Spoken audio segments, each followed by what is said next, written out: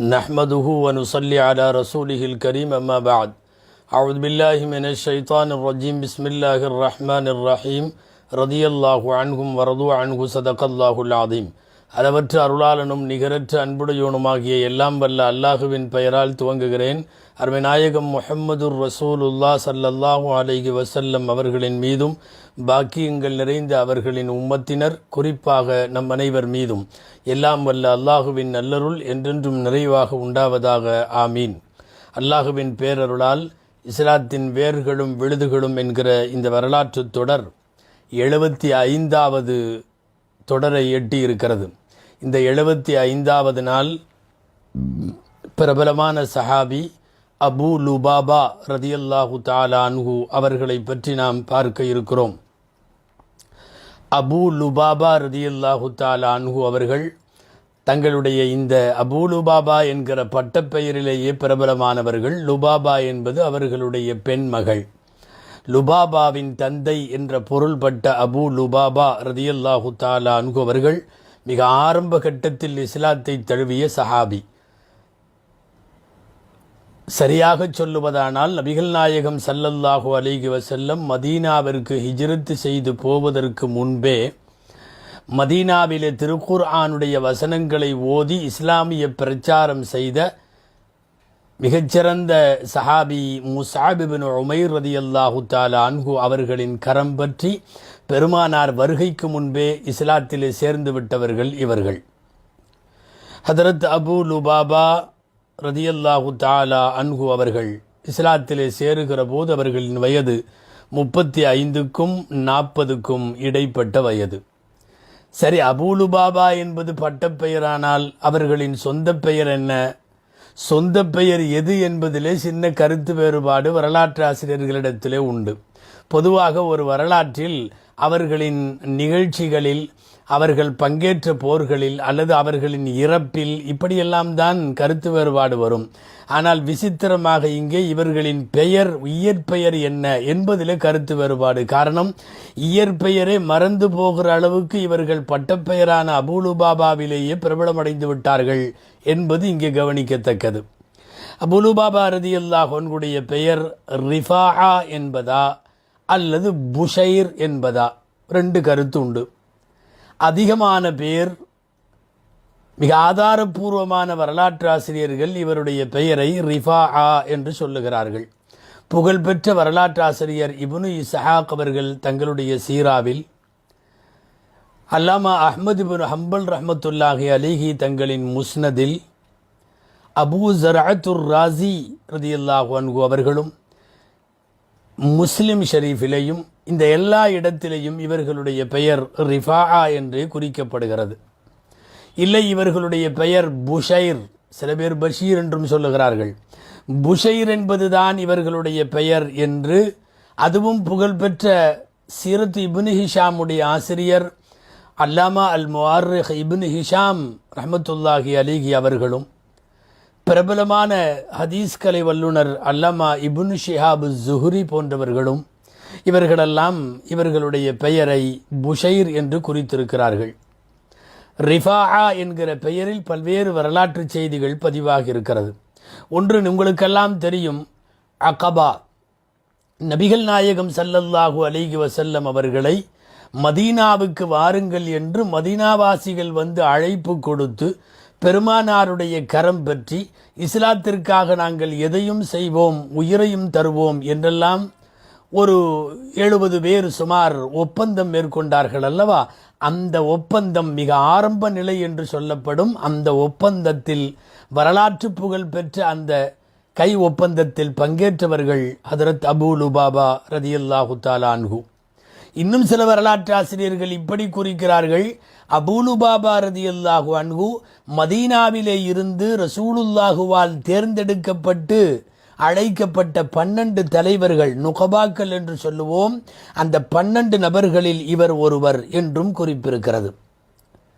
ஹதரத் Abu Lubaba ரதியல்லாஹு தஆலா அன்ஹு நபிகள் ஸல்லல்லாஹு அலைஹி வஸல்லம் அவர்களோடு மிகப்பெரிய நெருக்கத்தில் இருந்தார்கள். எந்த அளவிற்கு என்றால், பல்வேறு கட்டங்களில் தங்களுக்கு நாயிபாக, துணையாக மதீனாவை கவனித்துக் கொள்ளுகிற பொறுப்பை வெளியூர் போகிற போது நபிசல்லா அலிசல்லம் இவர்களிடம் கொடுத்துவிட்டு போனார்கள் என்கிற குறிப்பை பார்க்கிறோம். குறிப்பாக குறைஷிகள் எல்லாம் பத்ருக்கு கிளம்பிய நேரத்தில் அபூ லுபாபாவும் பத்ருக்கு கிளம்பி விட்டார். நபிகள் நாயகம் ஸல்லல்லாஹு அலைஹி வஸல்லம் போர் தயாரிப்போடு வந்த அபூ லுபாபா அவர்களை, இல்லை நீங்கள் திரும்ப மதீனாவிற்கு செல்லுங்கள், மதீனாவிலே நான் உங்களை அமீராக தலைமையாக நான் இல்லாத நேரத்தில் மதீனாவினுடைய மார்க்க விவகாரங்களை, இஸ்லாமிய பிரச்சனைகளை, இஸ்லாமிய விவகாரங்களை கவனிப்பதற்கு பொறுப்பாளியாக நியமிக்கிறேன் என்று சொல்லி நபிசல்லா அலிசல்லம் நியமித்ததோடு மட்டுமல்ல, பத்ரு போர் முடிந்ததற்கு பிறகு கிடைத்த அந்த போரிலே கிடைத்த வெற்றி பொருட்களில் நபிசல்லா அலிசல்லம் அவரையும் பத்ரு போரிலே கலந்து கொண்டவராய் கருத்திலே கொண்டு அவருக்கும் ஒரு பங்கு பிரித்து கொடுத்தார்கள். பத்ரிலே போர் செய்து பெற்றவர்கள் என்ன பெற்றார்களோ அதை போருக்கு போகவில்லையானாலும் நபிகள் நாயகம் ஸல்லல்லாஹு அலைஹி வஸல்லம் அவர்களால் மதீனாவிலே நியமிக்கப்பட்ட காரணத்தால் இவர்களும் அந்த பங்கை பெற்றார்கள். பத்ரிலே மட்டுமல்ல, சபீக் என்ற யுத்தகலம், பனூ கைனுகாவிலே நடைபெற்ற போர், இது எல்லா நேரங்களிலும் நபி ஸல்லல்லாஹு அலைஹி வஸல்லத்தினுடைய மதீனா விவகாரங்களை உள்ளூரிலே இருந்து கவனிக்கின்ற அவர்களின் துணை ஆளுநரை போல் நபிகள் நாயகம் ஸல்லல்லாஹு அலைஹி வஸல்லம் அவர்களால் நியமிக்கப்பட்டவர்கள் அபூ லுபாபா ரலியல்லாஹு தஆலா அன்ஹு அவர்கள். இது அல்லாமல் எல்லா போர்களிலும் ஏறத்தாழ நீண்ட ஆயுள் அல்லாஹ் கொடுத்திருந்தான். நிறைய போர்களில் பங்கேற்று தங்களினுடைய வீரதீரங்களை, சாகசங்களை போர்க்களங்களில், யுத்த மைதானங்களில் செய்திருக்கிறார்கள் அபூ லுபாபா ரலியல்லாஹு தஆலா அன்ஹு அவர்கள். குறிப்பாக மக்கா வெற்றியின் போது இவர்களின் கோத்திரத்தாரினுடைய கொடியை தலைமை தாங்கி பிடித்து கொடியேந்தி வருகிற அற்புதமான காட்சி வாய்ப்பு அபூ லுபாபா ரலியல்லாஹு அன்ஹு அவர்களுக்கு நபிகள் நாயகம் ஸல்லல்லாஹு அலைஹி வஸல்லம் வழங்கியிருந்தார்கள்.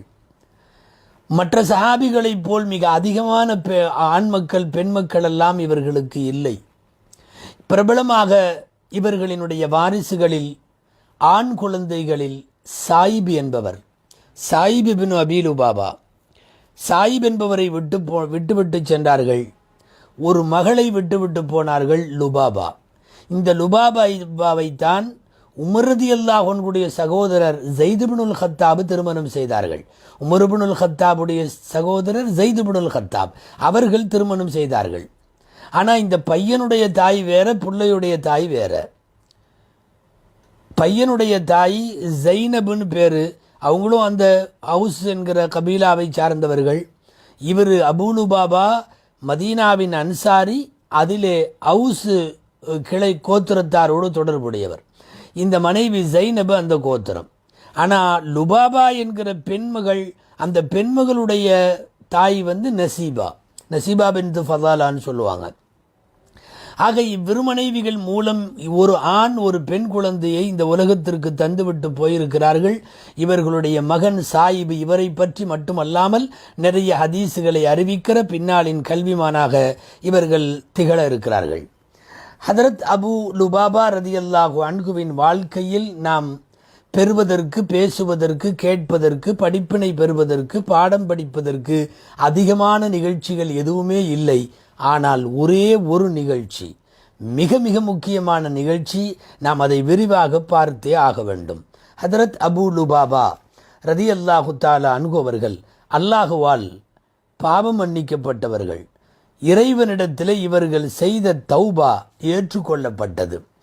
எதனால் தௌபா செய்தார்கள், எப்படி ஏற்றுக்கொள்ளப்பட்டது, இவர் செய்த பிரார்த்தனை என்ன என்பதையெல்லாம் பார்ப்பதற்குத்தான் நாம் தவமிருந்து தௌபா பெற்ற அபூ லுபாபா ரலியல்லாஹு அன்ஹு என்று இன்றைய தொடருக்கு நாம் தலைப்பட்டிருக்கிறோம்.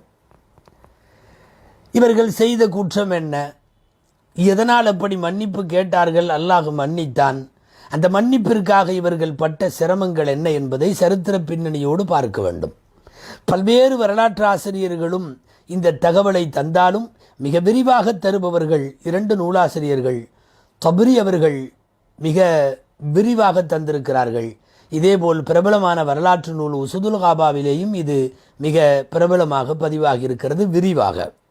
என்னன்னா, நபிசல்லாஹு அலைஹி வஸல்லம் அவர்களோடு ஹந்தக் என்கிற அகழ் போர், அஹ்ஸாபு போர் என்றும் சொல்லுவார்கள், அகழ் போர் ஹந்தக் என்றும் சொல்லுவார்கள். இந்த போர் நடைபெற்றது. மக்காவின் முஷ்ரிக்குகள் மதீனாவிற்கு படையெடுத்து வந்து முஸ்லிம்களை ஊருக்குள் புகுந்து பூண்டோடு அழிக்க திட்டமிட்டிருக்கிறார்கள். அவர்கள் மதீனாவை நெருங்கிவிட்டார்கள் என்கிற தகவல் ரசூலுல்லாவுக்கு கிடைக்க சஹாபாக்களின் ஆலோசனையின் பேரில், குறிப்பாக சல்மான் ஃபார்சி ரலியல்லாஹு அன்ஹுவின் ஆலோசனையின் பேரில் நாயகம் ஸல்லல்லாஹு அலைஹி வஸல்லம் எதிரிகள் உள்ளே நுழைய முடியாதபடி மதீனா முழுக்க அகழ் தோண்டி ஊரை காப்பாற்றினார்கள், மதீனாவை காப்பாற்றினார்கள், அம்மக்களை காப்பாற்றினார்கள் என்கிற வரலாறு இதற்கு முந்தைய பல்வேறு தொடர்களிலும் நாம் பேசியிருக்கிறோம். இப்போ என்ன பிரச்சனைன்னா, மதீனாவிலே இருக்கிற, மதீனாவிற்கு சற்று வெளியே இருக்கிற யூத குடியிருப்புகள் சிலது இருந்தது. அதில் ரொம்ப ஃபேமஸான யூத குடியிருப்பு ஒன்று பனு குரைலான்னு பேர். பொதுவாகவே யூதர்கள் மோசமானவர்கள். பேசினால் பொய்யும், வாக்களித்தால் வாக்கு மீறலும், ஒப்பந்தம் செய்தால் முறிப்பதும், நயவஞ்சகத்தனமும் அவர்களுக்கு கைவந்த கலை மட்டுமல்ல, அது பிறப்பு வழியே இணைந்திருக்கும். இந்த பனு குரைலா ரசூலுல்லாவிடம் ஒப்பந்தம் செய்திருக்கிறான். யாரும் எதிராக செயல்பட மாட்டோன்னு முஸ்லிம்களுக்கும் இந்த யகூதிகளுக்கும் புரிந்துணர்வு ஒப்பந்தம் போடப்பட்டிருக்கிறது. இல்லை, ஒப்பந்தம் அமலாகவே இருக்கிறது. ஒப்பந்தத்தை காப்பாற்றுகிறவன் பேசாம மரியாதையா இருக்கணும். ஆனா மக்காவிலிருந்து வந்த முஷ்ரிக்குகளோடு போய் இவன் ஒப்பந்தம் போட்டான், மறைமுகமாய், ரசூலுக்கு தெரியாமல், முஸ்லிம்களுக்கு தெரியாமல். என்ன தெரியுமா? நீ வர்ற மாதிரி ஊருக்குள்ள வா, நான் அவங்க பக்கம் நிற்கிற மாதிரி நாங்கள் நிற்போம். ஆனால் நீ உள்ளே வந்த உடனே நம்ம 2 பேரும் சேர்ந்து எல்லா முஸ்லிம்களையும் வெட்டி சாச்சிடலாம்.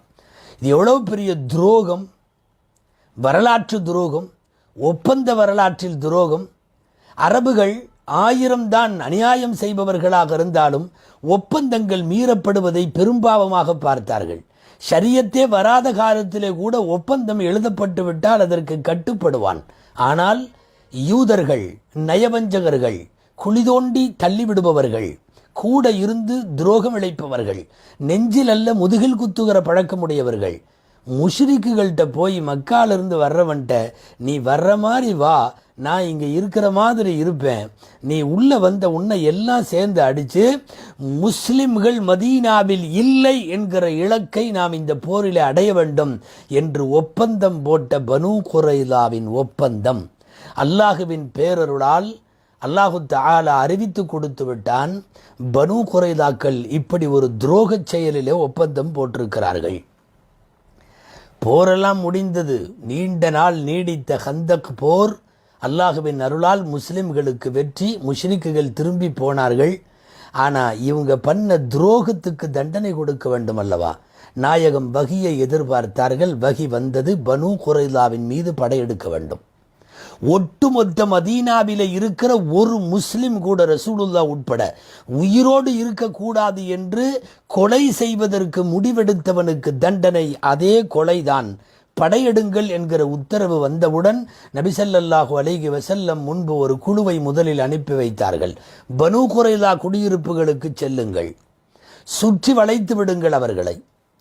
அவர்கள் நம் வழிக்கு வந்தாக வேண்டும். அவர்கள் தங்களின் தவறுகளையெல்லாம் ஒப்புக்கொண்டு இஸ்லாத்திலே இணைவதாக இருந்தால் மட்டும்தான் பேச்சு, இல்லாவிட்டால் வேறு வழி இல்லை. செல்லுங்கள் என்று ஆணையிட்டார்கள். அலி ரலியல்லாஹு அன்ஹு உள்ளிட்ட பெரும் சஹாபாக்கள் அடங்கிய குழு அந்த யூத குடியிருப்பை நெருங்கிவிட்டது. நாம் பேசிகிட்டு இருக்கிற சஹாபி அபூ லுபாபா எங்கே வர்றாரு அப்படின்னா வருவார் இந்த தொடரில். இதில் முக்கிய பாத்திரம் அவர்தான், கவனியுங்கள். போய்விட்டார்கள். அவர்களெல்லாம் அவர்களுக்கென்று பனு குரைலாவிற்கு ஒரு மிகப்பெரிய கோட்டை இருந்தது, கொத்தளம் இருந்தது மிகப்பெரிய அளவில். எல்லாம் உள்ளுக்குள் போய் ஒளிந்து கொண்டார்கள். திடீர் படையை எதிர்பார்க்காத அவர்கள் கொஞ்சம் திக்குமுக்காடி போனார்கள் என்றாலும் அவர்களுக்கு அபயம் அளிக்க அந்த கோட்டை இருந்தது. கோட்டைக்குள்ளே இருந்து கொண்டு வசைபாடினார்கள், முஸ்லிம்களை திட்டினார்கள், முஹம்மது ஸல்லல்லாஹு அலைஹி வஸல்லம் திட்டினார்கள். பல்வேறு அறிவிப்புகளில் வருகிறது, ரசூலின் குடும்பத்தினரை எல்லாம் இழுத்து பேசினார்கள். அலி ரலியல்லாஹு அன்ஹு ஆற்றொணாத அந்த கோபத்தின் வெளிப்பாட்டில் பாய முற்பட்டாலும் அல்லாஹுவின் தூதர் ஸல்லல்லாஹு அலைஹி வஸல்லம் இன்னமும் கை வைக்க உத்தரவு தரவில்லை, முற்றுகையிடச் சொன்னார்கள். ஒரு நாள் ஒளிஞ்சிருக்கலாம், கோட்டையில் 2 நாள் ஒளிஞ்சிருக்கலாம். ஏறத்தாழ இந்த முற்றுகை 15 நாட்களுக்கு மேல் நீடித்தது. ஒரு வழியாக நிராசையாகி விட்டார்கள் அவர்கள். தப்பிப்போமா என்றவர்களுக்கு பயம் வந்துவிட்டது. ஒட்டுமொத்தமாக நம்முடைய குடியிருப்பையும் கோட்டையும் சுற்றி முஸ்லிம்கள் வாழேந்தி நிற்கிறார்கள். அவர்கள் அத்தனை பேரின் கண்களிலும் கொலை வெறி. காரணம், இவர்கள் செய்த துரோகச் செயல். இந்த துரோகச் செயலுக்கு மரண தண்டனை மட்டுமே தீர்வு. 15 நாட்கள் ஆனதற்கு பிறகு கொஞ்சம் பயம் பற்றி கொண்டது. என்ன செய்யலாம்? அப்போதுதான் அவர்கள் நபிகள் நாயகம் ஸல்லல்லாஹு அலைஹி வஸல்லமுக்கு ஒரு தூது அனுப்பினார்கள். என்ன தூது தெரியுமா? நாங்கள் எங்கள் விஷயத்தில் உங்களோடு ஒத்துப்போய் இஸ்லாத்திலே சேர்ந்து எங்கள் உயிரை பாதுகாத்து கொள்வதா அல்லது என்ன பண்ணுறது, இது சம்பந்தமாக என்ன முடிவெடுக்கிறது என்று எங்களுக்கு ஆலோசனை செல்ல உங்கள் தரப்பில் இருந்து ஒரு ஆளை வர சொல்லுங்கள், நாங்கள் மஷூரா பண்ணணும். அந்த உங்கள் தரப்பில் இருந்து வர்ற ஆள் அபூ லுபாபாவை அனுப்பிச்சு வைங்கன்னு பர்டிகுலராக அவங்க கேட்டாங்க. காரணம் என்ன தெரியுமா? அபூ லுபாபா ரலியல்லாஹு அன்ஹு அவர்கள் சார்ந்திருக்கிற அவுசு கோத்திரத்திற்கும் இந்த பனூ குறைலாவுக்கும் நீண்ட காலம் நட்புறவு இருக்கிறது என்பது ஒரு காரணம். இன்னொரு காரணம், இந்த அபூ லுபாபாவினுடைய பூர்வீக சொத்துக்கள் சிலதும் இவர்களின் மக்கள் அபூ லுபாபாவினுடைய குடும்பம் எல்லாம் அங்கே இருக்கிறது. எனவே பனூ குறைலா யோசிக்கிறார்கள், அபூ லுபாபா வந்தால்தான் அவரின் வீடு தோட்டமெல்லாம் இங்கே, அவரின் குடும்பம் குழந்தைகள் எல்லாம் இங்கே, நமக்கு சாதகமாக அவர்தான் நல்ல ஆலோசனை தருவார். காரணம், இங்கு எல்லோரும் கொல்லப்பட்டால் பாதிக்கப்படுவோரில் அபூ லுபாபாவின் குடும்பமும் தானே இருக்கிறது. எனவே அவரை அழைத்து மஷூரா செய்வோம் என்று தூதனுப்பினார்கள். அபூ லுபாபா ரலியல்லாஹு அன்ஹுவை நபிகள் நாயகம் ஸல்லல்லாஹு அலைஹி வஸல்லம் சம்மதித்து அனுப்பி வைத்தார்கள். அபூ லுபாபா ஏறத்தாழ அவர்களுக்கு மரண தண்டனை தான் என்பது அல்லாஹுடைய தீர்ப்பு, வானவீர் ஜிப்ரீல் வழியாக வழங்கப்பட்ட தீர்ப்பு. எனவே இந்த மரண தண்டனை தான் தீர்ப்பு என்பதை அவர்களிடம் சொல்ல வேண்டாம், நீ காட்டிக்கொள்ள வேண்டாம். நீ அவர்களிடம் போய் சொல்ல வேண்டியது என்ன தெரியுமா? நாங்கள் ரசூலுக்கு கட்டுப்படுவதா என்று அவர்கள் கேட்டால் ஆம் கட்டுப்பட வேண்டும் என்று சொல்ல வேண்டும். அவ்வளவுதான் இவருக்கான பொறுப்பு. அபூ லுபாபா போனார். போவதற்கு முன்பே, அபூ லுபாபா வருவதற்கு முன்பே அவர்கள் என்ன செய்தார்கள் தெரியுமா? அபூ லுபாபாவின் மனம் இறக்கப்படுகிற அளவு, அபூ லுபாபா கண்ணில் படுகிற காட்சியெல்லாம் அவருக்கு கழிவிறக்கத்தை தரும் அளவுக்கு ஏற்பாடு செய்து வைத்தார்கள். ஆண்களெல்லாம் நின்று கொண்டார்கள். பெண்கள் குழந்தைகளை எல்லாம் கொண்டு வந்து முன்னாலே நிறுத்தி வைத்து கொண்டு அழவிட்டார்கள். குழந்தைகளெல்லாம் கதறுகிறது, பெண்களெல்லாம் அழுகிறார்கள். எல்லாம் இவரோடு நெருங்கி பழகியவர்கள், உறவுகள், சொல்லப்போனால் இவருடைய குடும்பம் சம்பந்தப்பட்ட பல்வேறு நபர்களும் அங்கே இருக்கிறார்கள். அத்தனை பேர் அழுகையும் பார்த்து ஆலோசனையில் அமர்ந்த அபூ லுபாபாவுக்கு யூதர்களின் வஞ்சகப்படியே மனதிலே இரக்கம் வந்துவிட்டது. இறக்கப்பட்டார். நல்ல சஹாபிதான், நாயகத்திடத்திலே நற்பேறு பெற்ற சஹாபிதான். சஹாபாக்களின் வரிசையில் இதுவரை வாழ்க்கையில் எந்த களங்கமும் படாத பியூர் முஸ்லிம்களில், அதுவும் ஹிஜ்ரத்திற்கு முன்னாலேயே முஸ்லிமான மூத்த குடிமக்களில் உள்ளவர்தான். ஆனால் அங்கே அவர் கண்ட காட்சி அவர் மனதை கொஞ்சம் உலுக்கியது. அழுகக்கூடிய எல்லாரையும் பார்த்துவிட்டு அமர்ந்திருந்தார். அவங்க கேட்டாங்க, நாங்கள் என்ன பண்ணுறது நல்லதுன்னு நீங்கள் நினைக்கிறீங்க அப்படின்னு சொன்னாங்க. கேட்டாங்க, இனிமேல் எங்களுக்கு என்ன நடக்கும் அப்படின்னு கேட்டாங்க. அவர் மஷ்வரா வாயிலே சொன்னது என்ன தெரியுமா? ஆமா, நபிகள் நாயகம் ஸல்லல்லாஹு அலைஹி வஸல்லத்தின் உத்தரவுக்கு நீங்கள் பணிந்து போவதை தவிர வேறு வழி இல்லை. சரி, அப்படி இல்லைன்னா என்ன நடக்கும், என்ன ஏதாவது உங்களுக்கு தெரியுமா? வாயை திறந்து சொல்லலை. ஆனால் அவர்களிடம் போய் உட்கார்ந்தவுடன் அவர்களின் மீது இரக்கம் வருகிற நபராக மாறிப்போனதால் கொலை தான் அப்படிங்கிறத வாயில் சொல்லாமல் கையில் இப்படி அடையாளம் காட்டினாங்க. என்னஹு தபஹ, கழுத்து வெட்டப்படும், நீங்கள் அறுக்கப்படுவீர்கள் அல்லது கொல்லப்படுவீர்கள்னு சொல்லிட்டாங்க. இந்த 2வது மேட்ரு சொல்லக்கூடாத மேட்ரு, நபி ஸல்லல்லாஹு அலைஹி வஸல்லம் வெளிப்படுத்த வேண்டாம் என்று சொன்ன மேட்ரு. குர்ஆனில் அல்லாஹ் சொல்லுகிறான், அன்பாலிலே வருகிறது, லா ஐயுகல்லதீன் ஆமனு ஈமான் கொண்டவர்களே, லா தஹூனுல்லாஹ வர் ரசூல், அல்லாஹ்வுக்கும் ரசூலுக்கும் நீங்கள் அமானிதத்தில் மோசடி செய்யாதீர்கள். வதஹூனு அமானாத்திக்கும் அன்தும் தாலமூன், தெரிந்து கொண்டே நீங்கள் உங்கள் உடைமைகளுக்கெல்லாம் மோசடி செய்து விடாதீர்கள் என்கிற வசனம் இறக்கி வைக்கப்பட்டிருக்கிறது. இதை சொல்லிட்டார் அபூ லுபாபா ரலியல்லாஹு அன்ஹு, இப்படி கையை காட்டிட்டார். புரிஞ்சு போச்சு. எல்லாரும் உடனே வெகுண்டெழுந்து விட்டார்கள். ஆகா, நமக்கு மரண தண்டனை நடக்கப் போகிறது, இதோ கையால் சைகனை செய்து விட்டாரேன்னு. அடுத்த கணம் ஏறத்தாழ மின்சாரம் ஷாக்கடித்ததை போல உணர்கிறார் அபூ லுபாபா, நாம தப்பு பண்ணிட்டோம், சொல்லியிருக்கக்கூடாது, சொல்லிட்டோம். அவரே சொல்றார் அபூ லுபாபா ரலியல்லாஹு அன்ஹு, அந்த இடத்தை விட்டு நான் எழுகிறேன், என் கால்கள் பின்னி கொண்டது, நடக்க கால்கள் வரவில்லை, என் மனதெல்லாம் அல்லாஹ் ரசூலினுடைய அமானிதத்தை நான் இவர்களிடம் போட்டு உடைத்து விட்டேன் என்கிற கவலை, பெரும் துக்கம் என்னை ஆட்கொண்டது. அரஃப்து அன்னி குன்துல்லாஹ வ ரசூலா, நான் அல்லாஹ்வுக்கு துரோகம் பண்ணிட்டேன், நான் ரசூலுக்கு துரோகம் பண்ணிட்டேன் என்றெல்லாம் தன்னை நடக்க முடியாமல் துக்கம் தொண்டை அடைக்க, ஒரு மிகப்பெரிய வரலாற்று துரோகம் அல்லவா இது? யூதர்களுக்கு ஆதரவாய் ரசூலுடைய சொல்லக்கூடாத ரகசியத்தை நான் எப்படி சொன்னேன்? இன்றைய பாணியில் சொல்லுவதென்றால் இது இராணுவ ரகசியம், இது ஒரு நாட்டை பற்றிய குறிப்பு, அந்நிய நாட்டுக்கு இந்த தகவலை கடத்துகிற போர்க்குற்றம். இவ்வளவு பெரிய வேலையை செய்து விட்டோமே. மனவருத்தத்தோடு வந்தவர் ரசூலிடம் போகவில்லை, தங்கள் வீட்டுக்கு போகவில்லை, நேராக பள்ளிவாசலுக்கு வந்தார். மஸ்ஜிது நபவிக்கு வந்து மஸ்ஜிது நபவியினுடைய ஒரு தூண், அந்த பழைய பள்ளியினுடைய நடுவில் இருக்கிற ஒரு தூணில் தன்னுடைய குடும்பத்தை அழைத்து வர சொல்லி, மகள் மூலம் அல்லது மனைவி மூலம் ரெண்டும் இருக்கிறது, அந்த கயிற்றிலே தன்னை சிலுவை அறைந்ததை போல அப்படியே கட்டிவிட சொன்னார். கட்டி கொண்டு, நான் ஒரு பெரிய தவறை செய்திருக்கிறேன், அல்லாஹுவாக என்னுடைய தௌபாவை ஏற்றுக்கொண்டு அவன் தௌபாவை ஒப்புக்கொள்ளாத வரை நான் இந்த இடத்தை விட்டு அகலப்போவதில்லை என்று முடிவெடுத்து தன்னைத்தானே அங்கே அவர் கட்டி கொண்டார். அல்லாஹுவிடத்திலே ஒப்பந்தமும் செய்து விட்டார். மனசுக்குள்ள இன்னொரு வைராக்கியம் ஓடியது, உயிர் போனாலும் சரி, இனிமேல் பனூ குறைலாவின் பூமியை போய் நான் மிதிக்க மாட்டேன், நான் அந்த குடியிருப்புக்கு போகவே மாட்டேன், நான் செய்த காரியத்திற்கு அல்லாஹ் தௌபா செய்கிற வரை, அல்லாஹ் தௌபாவை ஏற்றுக்கொள்ளுகிற வரை நான் இப்படித்தான் இருப்பேன் என்று சொல்லிவிட்டார். நான் இந்த இடத்தில் நிறுத்தி ஒரு விஷயம் உங்கள் சிந்தனைக்கு சொல்ல வேண்டும். இவர் செய்த குற்றம் ஊருக்கு தெரியாது, உலகத்துக்கு தெரியாது. இவர் இப்படின்னு கையை காட்டினது யகூதிகளுக்கு தான் தெரியும், வேற யாருக்கும் தெரியாது. நினைத்திருந்தால் ஒன்றும் தெரியாததை போல இருந்திருக்கலாம். வகியில அல்லாஹ் காட்டி கொடுத்துருவாங்கிறது வேற. அவரை பொறுத்தவரை தானாக வந்து பள்ளிவாசலிலே தன்னை கட்டி கொண்டு தான் இழைத்து விட்ட துரோகத்தை உலக மக்களுக்கெல்லாம் தெரியப்படுத்தும் விதமாக அவர் நடந்து கொண்டாரே, இது பாவத்தை நினைத்து வருந்தி அவராக முடிவெடுத்தது. தௌபா இப்படித்தான் வர வேண்டும். செய்த பாவத்தை நினைத்து யாருக்கும் தெரியவில்லை என்றாலும் நல்லவனாக நடிப்பதை விட அல்லாஹ்விடத்தில் தன்னை ஒப்படைக்க வேண்டும். அந்த சூழ்நிலைக்கு வந்திருக்கிறார் அபூ லுபாபா ரலியல்லாஹு தஆலா அன்ஹு அவர்கள்.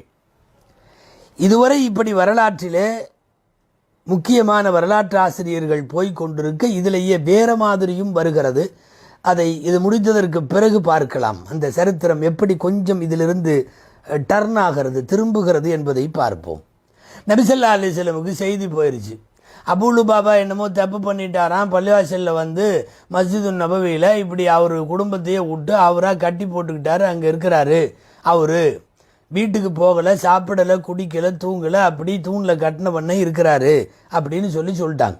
ஸல்லல்லாஹு சொன்னாங்க, அம்மா லவ்ஜா அனில் அஸ்தக்ஃபர்து லஹு, அவர் எங்கிட்ட நேராக வந்திருந்தா அவர் பாவத்துக்கு நான் மன்னிப்பு தேடியிருப்பேன்.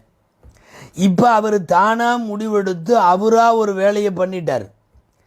அப்படி வேலையை பண்ணி அல்லாஹ் தௌபாவை இறக்குற வரைக்கும் நான் இதை விட்டு நகர மாட்டேன்னு அவர் அல்லாஹ் மேலே சத்தியமும் பண்ணிட்டார்.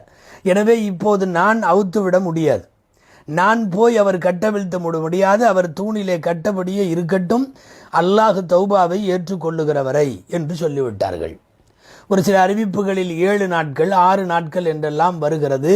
ஒன்றும் இல்லை, அப்படியே கிடந்தார். தொழுகை நேரத்திற்கு அவருடைய குடும்பத்தினர் அவிழ்த்து விடுவார்கள். தொழுது விட்டு மீண்டும் தன்னை கட்டிக்கொள்வார். உலகத்தின் எந்த அலுவலும் கிடையாது. மிகப்பெரிய பசியோடு போராடுகிற, தாகத்தோடு போராடுகிற, உண்மையாகவே ஒரு தௌபாவை பெறுவதற்கு இவ்வளவு தூரம் தங்களை வருத்தி இருக்கிறார்களா என்று யோசிக்கிற போதே நமக்கு சிலிர்க்கிறது. அபூ லுபாபா நாட்கள் செல்ல செல்ல அல்லாஹுவின் மீது மட்டும் ஆதரவு வைத்திருக்கிறார். இந்த உலகத்தில் வேறு யாரும் தேவையில்லை, இறைவனின் தௌபா வேண்டும். கடைசியாக சீரத்தை இப்னு ஹிஷாமிலே பதிவாகி இருக்கிறது. இப்போது சொல்ல போகிற விஷயம், லமா இப்னு ஹிஷாம் அவர்கள் எழுதுகிறார்கள், நபி ஸல்லல்லாஹு அலைஹி வஸல்லம் 7 நாட்கள் கழித்து நள்ளிரவில் அப்ப ரசூலுல்லாஹ் தங்கியிருந்தது உம்மு சலமா அம்மா வீட்டில். உம்மு சலமா அம்மா வீடுனாலும் மற்ற வீடுனாலும் மஸ்ஜிது நபவி அப்படி சுற்றி கூரையாக இருக்கும், ரூமாக இருக்கும். ஒவ்வொரு சின்ன சின்ன குடிசை, ஒவ்வொன்றிலையும் ஒவ்வொரு மனைவி. உம்மு சலமா ரலியல்லாஹு அன்ஹா வீட்டில் ஸல்லல்லாஹு அலைஹி வஸல்லம் இருந்தப்போ நடுஜாமம் ஸல்லல்லாஹு அலைஹி வஸல்லம் அவர்கள் சிரித்தார்கள். சிரிப்பு சத்தம் உம்மு சலமா அம்மாவுக்கு கேட்டுச்சு. முழிச்சவங்க கேட்டாங்க, அல்ஹக் அல்லாஹு சின்னக யா ரசூலல்லாஹ் மிம்மத் அல்ஹக், அல்லாஹ் உங்களை சிரிக்கவே வைப்பானாக. ஆமாம், இப்போ எதுக்காக சிரிச்சிங்க அப்படின்னு கேட்டாங்க உம்மு சலமா ரலியல்லாஹு தஆலா அன்ஹா. நபி ஸல்லல்லாஹு அலைஹி வஸல்லம் சொன்னார்கள், தீப அலா அபீ லுபாபா, அபூ லுபாபாவின் தௌபா ஏற்றுக்கொள்ளப்பட்டது அப்படின்னு ரசூலுல்லாஹ் ஆனந்தத்தில், மகிழ்ச்சியில், சிரிப்பினிடையே ஸல்லல்லாஹு அலைஹி வஸல்லம் அதை சொன்னார்கள். சொன்ன உடனே அந்த ஊரே அவர் தௌபாவை எதிர்பார்த்திருக்கிறது. அதனால் உம்மு சலமா அம்மா கேட்டாங்க, நான் இப்போவே சொல்லட்டுமா, அஃபலா உபஷிருஹு யா ரசூலல்லாஹ், நான் சொல்லட்டுமான்னு கேட்டாங்க. பரா இன் ஷிஅதி, நீ விரும்பினா சொல்லிக்கோன்னாங்க. அதுக்காக எங்கேயும் மெனக்கெட்டு ரொம்ப தூரமெல்லாம் போவேனா, கதவை திறந்து விஷயத்தை சத்தம் போட்டால் போதும். அங்கே பள்ளியாசலில் தூணில் தான் அவர் கட்டியிருக்கிறாரு. பள்ளியை சுற்றியும் சின்ன சின்ன ரூமாக இருக்குது. நம்ம ரூமில் இருந்து வெளியே தள்ளி வாசப்படியில் நிற்கிறவர்கிட்ட சொல்கிற மாதிரி தான் அது. இது ஹிஜாபெல்லாம் இறங்குறதுக்கு முன்னால். அதனால் உம்மு சலமா ரலியல்லாஹு அன்ஹா ஸ்க்ரீனை நகர்த்திட்டு வெளியே நின்று சொன்னாங்க, அபூ லுபாபா, நல்வாழ்த்து உங்களுக்கு உண்டாகட்டும், அல்லாஹ் உங்கள் தௌபாவை ஏற்றுக்கொண்டு விட்டான். இந்த உம்மு சலமா அபூ லுபாபாவுக்கு சொன்ன சப்தம் கேட்டு அக்கம்பக்கத்தில் இருப்பவர்கள் விழித்தார்கள். அதை ஒட்டி பல்வேறு குடும்பங்கள் விழித்து கொண்டது. நட்ட நடுஜாமத்தில் நள்ளிரவில் எல்லாரும் உறங்கும் வேளையில் உறங்காமல் பல பேர் வாழ்த்து சொல்ல கிளம்பி வந்து விட்டார்கள். யாருக்கு? அபூ லுபாபா ரலியல்லாஹு தஆலா அன்ஹு அவர்களுக்கு. அபூ லுபாபாவை எல்லோரும் அவிழ்த்து விட முன் வந்த போது அபூ லுபாபா சொன்னார், இல்லை, நான் ரசூலின் உத்தரவையும் மீறி இருக்கிறேன். அல்லாஹ் என் தௌபாவை ஏற்றான். ரசூலாக வந்து அவிழ்த்து விட்டால் மட்டும்தான் நான் என்னை விடுவித்துக் கொள்வேனே தவிர நீங்கள் யாரும் அவிழ்க்க வேண்டாம் என்று சொல்லிவிட்டார். நபிகள் நாயகம் ஸல்லல்லாஹு அலைஹி வஸல்லம் அவர்கள் வந்து சுபுகுக்கு அவர்கள் அவிழ்த்து விடுகிறார்கள். இங்கே நாம் வரலாற்றின் இன்னொரு கோணத்தை பார்க்கிறோம். அபூ லுபாபா தூணில் கட்டியது உண்மை, அல்லாஹ் தௌபா இறக்கியது உண்மை, நாயகம் அவிழ்த்து விட்டது உண்மை. ஆனால் காரணம் மேலே உள்ள ஒப்பந்தம் அல்ல. சில பேர் எழுதியிருக்கிறார்கள், நான் சொன்னது போல தபரி, உசுதுல் காபா போன்ற நூல்களில் இது இருக்கிறது. என்னன்னா, அபூ லுபாபா அவர்கள் தூணிலே கட்டி கொண்டது இந்த காரணத்துக்கு அல்ல, தபூக்கு போருக்கு அவர் போகலை. ஏற்கனவே பல பேர் நம்ம காபு பின் மாலிக் ரலியல்லாஹு அன்ஹு வரலாறுலாம் பார்த்துருக்கிறோம்ல, அந்த மாதிரி இவரும் ஒருத்தர். போகாத தன் தவறை சரி செய்ய தானாக கட்டி கொண்டார். சொன்னார், எந்த உணவும் சாப்பிட மாட்டேன், எந்த குடிப்பும் குடிக்க மாட்டேன், ஒன்று நான் மவுத்தாகணும் அல்லது தௌபா செய்யணும், அதுவரையும் நான் இப்படி கட்டியிருப்பேன்னு கட்டி உக்காந்துக்கிட்டாரு. 7 நாட்கள் 7வது நாள் மயக்கமுற்று விழுந்தார். ஆமாம், தண்ணி இல்லாமல் சாப்பாடு இல்லாமல் 7 நாள் ஒரு பாடி தாக்கு பிடிக்கிறது பெருசு. அதுவும் அந்த காலத்தில் இருக்கிற திடமான ஆரோக்கியம் மனவலிமையெல்லாம் இருந்த காலத்தில் சாத்தியமாச்சு. இப்போவா இருந்தால் 2வது நாள் விழுந்துருவோம். தண்ணி இல்லை, உணவு இல்லை. 7வது நாளில் அவர் விழுந்ததற்கு பிறகு அன்றைய நள்ளிரவில் தான் ஸல்லல்லாஹு அலைஹி வஸல்லமுக்கு இப்படி தௌபா இறங்குச்சு. அப்போ ஆயத்து இறங்கியது. என்ன தெரியுமா? வஆகரூன இஅ்தரஃபு பிதுனூபிஹிம் ஹலத்து அமலன் சாலிஹன் வஆகர சய்யிஆ. இந்த ஆயத்து நமக்கெல்லாம் ஒரு பெரிய பொக்கிஷம். அல்லாஹ் சொல்கிறான், அவர்களின் தௌபாவும் ஏற்றுக்கொள்ளப்பட்டது. யார் தெரியுமா? தங்கள் பாவத்தை மனமு வந்து ஒத்துக்கொண்டார்கள். அவங்க நிறைய அமலே சாலிஹ் நல்லமல்களும் செஞ்சுருக்கிறாங்க, கூடவே கொஞ்சம் தப்பையும் பண்ணிட்டாங்க. ஆஹர செய்யா அசல்லாஹு ஐய தூபாலையும் அல்லாஹ் இவங்களையும் மன்னிச்சுட்டான். இன்னல்லாஹ் கஃபூர் ரஹீம் சூரா தௌபாவிலே இந்த வசனம் வருகிறது, 102வது வசனம். தௌபாவின் இந்த வசனம் வந்ததற்கு பிறகு நமக்கெல்லாம் இன்றைக்கி அதுதான், நம்மெல்லாம் சாலிகான நல்லமலும் செய்கிறோம், இடையில வேறு வேலைகளும் செஞ்சிடறோம். கெட்டதும் நல்லதும் மாறி மாறி செய்யக்கூடிய நம் போன்றவர்களின் பாவத்தையும் அல்லாஹ் மன்னிப்பான் என்கிற இந்த சுப செய்தி உலகத்திற்கு கிடைக்க காரணமாக இருந்தவர் அபூ லுபாபா என்பதால் நமக்கும் அபூ லுபாபா வேண்டப்பட்ட சஹாபியாக மாறிவிடுகிறார். ஸல்லல்லாஹு அலைஹி வஸல்லம் சுபுகுக்கு வந்தார்கள், அவர்களை அவிழ்த்து விட்டார்கள். அவர் சொன்னார், என்னுடைய இந்த மிகப்பெரிய தவறுக்கு காரணமாக இருந்த அந்த பூமியை இனிமேல் என் வாழ்க்கையிலே நான் மிதிக்க மாட்டேன், இனிமேல் என்னுடைய கூட்டத்தாரிடம் செல்ல மாட்டேன். அடுத்து 2வது செய்தி சொன்னார், என்னுடைய தௌபாவிற்கு பகரமாக நான் என் முழு சொத்தையும் மார்க்கத்திற்கு தருகிறேன். நாயகம் சொன்னார்கள், எக்ஃபீக சுலுஸ், 3/1 பகுதி மட்டும் போதும் என்பதை, அதையும் கூட அல்லாஹ் உத்தரவிட்டான். ஹுதுமின் அம்வாலியும் சதக்கத்தன் துத்தகிருகும், அவங்கள்ட்ட சதக்காவை வாங்கிக்கிங்க, அது அவங்கள மேலும் சுத்தப்படுத்தும் சொன்ன உடனே ஸல்லல்லாஹு அலைஹி வஸல்லம் 3/1 பகுதி மட்டும் இஸ்லாமிய பைத்துல் மாலுக்கு பெற்றுக்கொண்டார்கள் என்று பார்க்கிறோம். இப்போ இந்த நிகழ்ச்சிகளின் வழியாக தெரிய வருகிற முக்கியமான ஒரு செய்தி தௌபா சம்பந்தப்பட்டது. தௌபா இந்த அபூ லுபாபாவின் தௌபா போல் இருக்க வேண்டும். செய்த தவறு யாருக்கும் தெரியலன்னாலும் அல்லாஹ் ரசூலுக்கு தெரியுங்கிற ஒரு காரணத்திற்காக தௌபாவை வாங்க போராடினார். தௌபாவை பெற ஒரு முஸ்லிம் எப்போதும் போராட வேண்டும். அதற்கு விலை உயிர் கொடுத்தாவது பரவாயில்லை. 2வது, உங்களுக்கெல்லாம் தெரியும் தௌபாவுக்கு 3 நிபந்தனை இருக்குது. ஒன்று என்னென்னா, எந்த பாவத்துக்கு தௌபா கேட்குறோமோ அந்த பாவத்தை முதல்ல விட்டுறணும். 1, இப்படி செஞ்சிட்டமேனு வருந்தணும், கைசேதப்படணும். இது 2, இனிமேல் இந்த பாவத்தை நான் செய்யவே மாட்டேன்னு சொல்லி அல்லாஹ்ட்ட உறுதி தரணும். 3, இந்த 3ஐயும் அபூ லுபாபா செஞ்சார். 3ஐயும் செஞ்சார். எக்காலத்திலேயும் அந்த குடியிருப்புக்கு நான் பனூ குறைலாவுக்கு போக மாட்டேன், இப்படி ஒரு துரோகத்தை செய்து விட்டேனே என்கிற வருத்தம், இனிமேல் இப்படி ஒரு வரலாற்று துரோகம் என்னுடைய வாழ்க்கையில் நடக்காது என்கிற உத்தரவாதம். அல்லாஹ் இந்த தௌபாவின் 3 நிபந்தனைகளும் பொருந்தி கொண்டதால் அல்லாஹ் அவர்களுடைய தௌபாவை ஏற்றுக்கொண்டான். காலத்தில் சிறந்த காலம் பொற்காலத்தில் வாழ்ந்த சஹாபாக்கள் என்றாலும் மனிதர்கள் என்கிற அடிப்படையில் சில தவறுகள் ஏற்படுகிற போது அவர்கள் செய்த தௌபாவின் விதம் இது. நீங்கள் இது வரலாறுலாம் கேட்டுட்டு பரவாயில்ல, ஒன்றும் பிரச்சனை இல்லை, நம்மளும் எத்தனையோ தப்பெல்லாம் பண்ணுறோம், அவங்க சஹாபாக்களே பண்ணியிருக்காங்க. சஹாபாக்களின் பாவம் வேறு, நம் பாவம் வேறு. சஹாபாக்களின் அந்த தரம் வேறு, நம் தரம் வேறு. சஹாபாக்கள் பெற்ற தௌபா வேறு, நம்முடைய உத்தரவாதம் இல்லாமல் நாம் போராடி கொண்டிருக்கிற தௌபா வேறு.